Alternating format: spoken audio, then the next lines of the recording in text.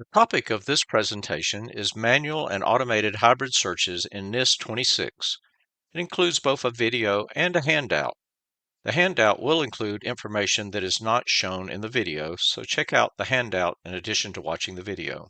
The full course is available on my website for the NIST software with newly integrated deconvolution library searching for EI, GCMS, and LC-MS-MS analyses.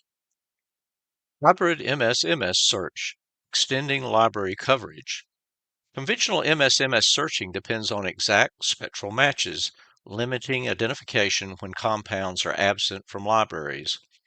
Hybrid MS-MS search overcomes this by recognizing structurally related compounds, expanding effective library coverage.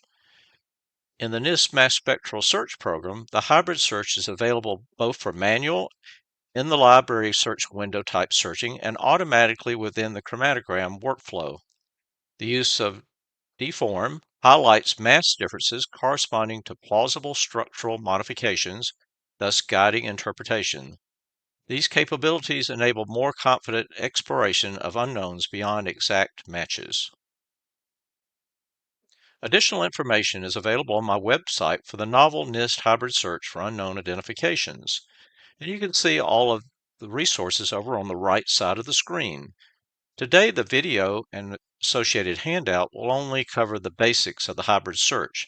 So for more detailed information, please look at this additional information on my website. So I'll demonstrate first manually sending one spectrum to LibSearch from the chromatogram to do a hybrid search. So I'll open the library software. And what I want to do is find things that have not been ID'd. So I'll sort by library ID, and I'll find things that says no ID.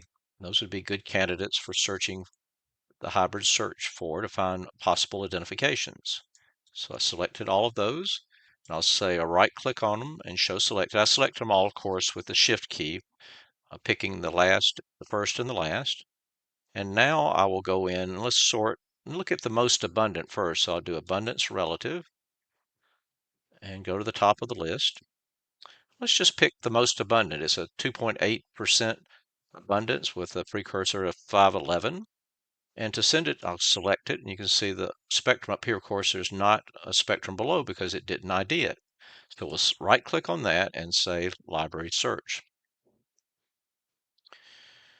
It did a search, but we need to make sure we did the right search. So let's go up to the settings and make sure we have everything right. We're going to do a hybrid similarity search, MSMS, in spectrum. Means we're going to use the precursor that the data system picked. It will be a full spectrum search. We're doing a default as far as the pre-search. MSMS, we'll use 20 parts per million for the precursor and 40 for the product. The same we always do for doing our searches within the chromatogram.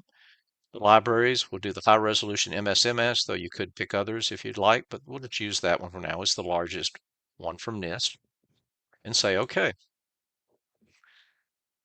So after we got them set up, I'm going to do the search again. I selected my unknown and hit go just to make sure that we did everything with the correct parameter the first time. If you look at the searches, the highest score is 683. It shows a delta mass of 196, which is a multiple of 14. So it's a C14H28. That's 14 methylene groups.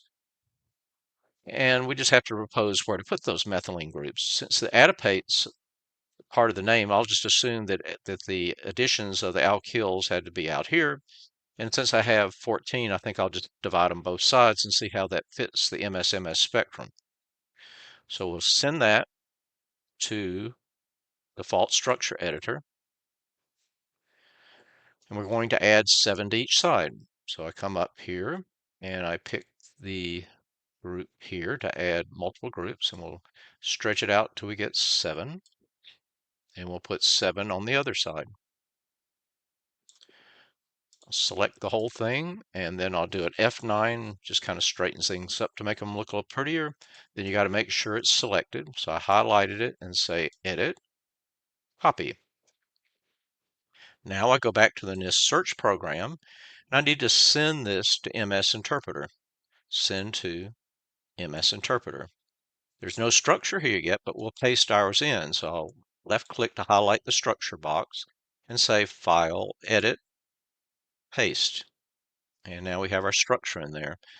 One thing you need to be careful when you come into this program is that you make sure it's in the proper mode. Usually when you come in from lib search into the options, it'll be an ionize, which is an electron ionization mode. So that's not proper. The model won't work for predicting those proper fragments. So we have to change it to protonated and say OK.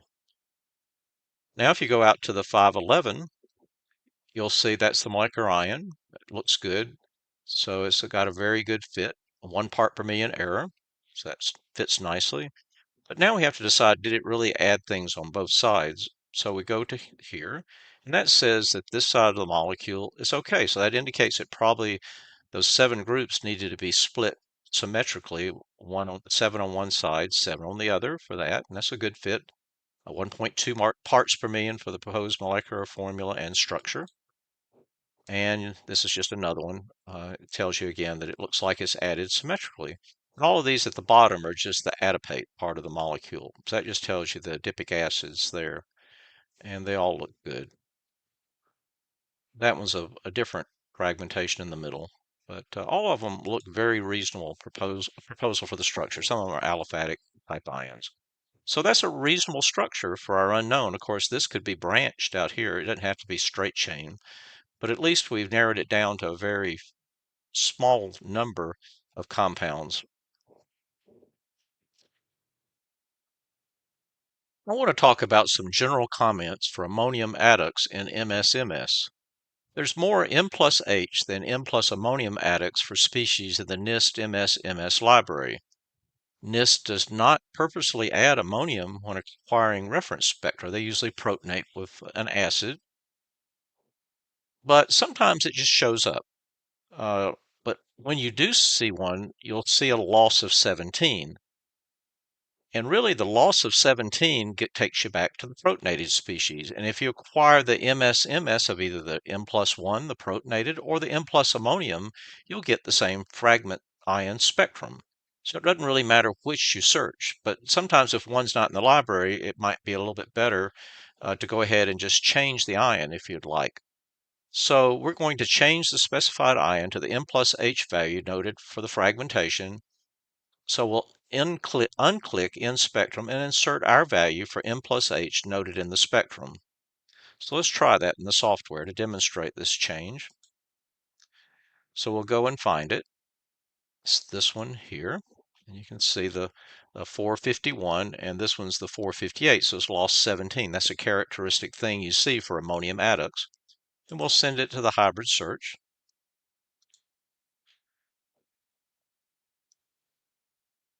And check our settings. I've actually already changed it. Usually it would have this checked and it would do the 468.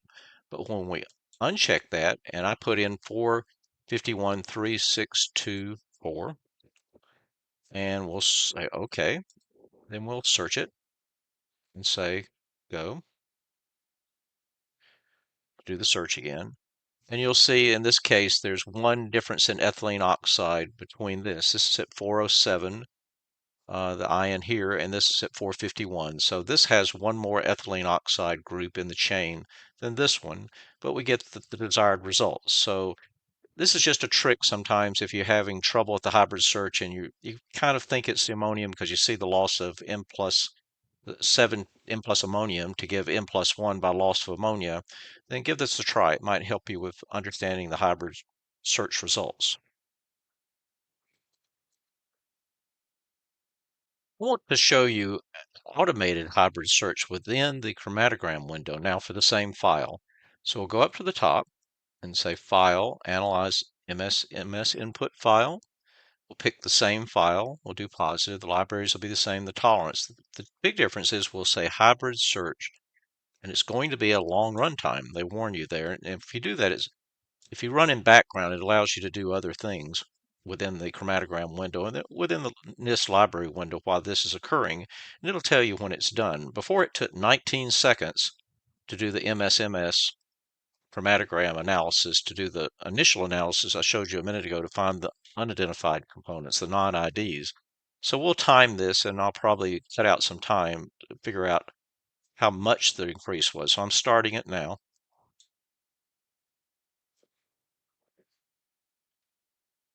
So you can see it finally came back and said that my results are ready. And instead of the 19 seconds it took to do identity MSMS, the type identifications, this took around 5 minutes. So we'll open the file. So when you get the results back from the hybrid score, you need to sort with the H score with the highest value at the top. That's the hybrid score. And then we go and look for anything that has a regular score, which would be the identity score, that would be low. So here's one, 23, and it's got a hybrid score of 876. Well, the 23 is your normal identity MSMS score with the precursor, would be if you search that. But what you see for that would be the structure here for what it thought was the best fit with a 23 match factor. So it's really not worth much for this structure here. You have your unknown spectrum on the top. So to find out what it is, you do have the delta form. The delta mass is 42, and the HD form is C2H2O, could be a ketene type molecule. But we have to send that to the library search to find out what the hybrid results really were, the structure we're interested in. So we sent that over here, and here it is, the delta mass again, 42, D form is C2H2O, but this is your base structure, the diethylmalonate here. So whatever this is added C2H2O to this, not the structure that was in the chromatogram window. So you have to get it here and then to find out what to add it to. The only thing I could think of, I took it to the structure drawer and I put a ketene group here. And that's consistent with the interpreter fragmentation when I took it back over. This material is not in the MSMS library. It is in the EI library. So, but I think it's reasonable from the way it fragmented that it could be this acetyl reacting to this diethyl malonate. So that would be my best guess.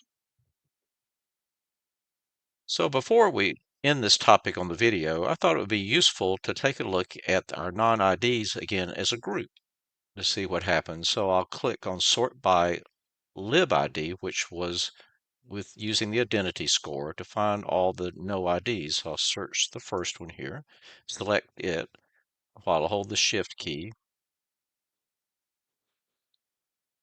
and come down to the last one. And now right click and say show selected. Now we have all of our compounds that have no ID all in one list. What I want to do now is sort by the hybrid name that came up with the best structure that was going to be shifted by the delta mass. So I'll click on it